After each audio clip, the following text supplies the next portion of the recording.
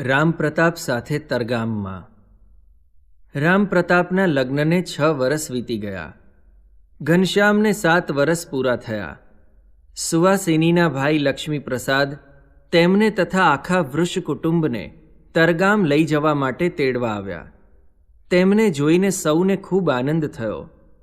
ધીરે રહીને તેમણે પોતાના પિતા બળદેવ દુબેએ તેમને સૌને તરગામ આવવા આમંત્રણ આપ્યું છે તે વાત કરી. ધર્મદેવ તેમનો ભાવ જોઈ હસ્યા. પછી કહ્યું, રામપ્રતાપ અને સુવાસિની 2 આવશે.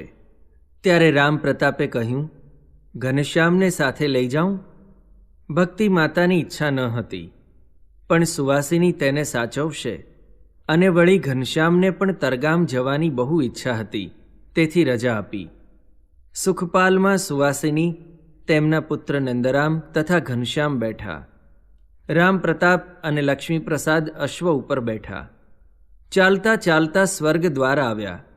અહીંથી સૌ નાવમાં બેઠા. સરયુ નદી ઉતરીને રળિયામણા નવાબગંજ ગામે આવ્યા. નવાબગંજમાં થોડો વિશ્રામ લઈ કંડેલગંજે જઈને રાત રહ્યા. ત્યાંથી સવારે નીકળી તરગામ પહોંચી ગયા.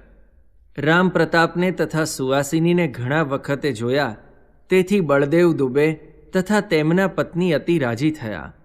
વળી સાથે નાનકડા ઘનશ્યામને પણ તેઓ લાવ્યા હતા, તેથી તો તેમને અધિક આનંદ થયો.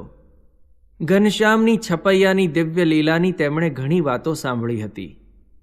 ઘનશ્યામ એ અલૌકિક બાળક છે, સાક્ષાત ભગવાન છે, એવી કંઈક વહેતી થયેલી વાતોથી ઘનશ્યામ પ્રત્યે ખૂબ જ હેત થયું હતું. ઘનશ્યામને અહીં ખૂબ ગમી ગયું. પોતાના બાળમિત્રોનો સહવાસ અને સ્વજનોનો સાથ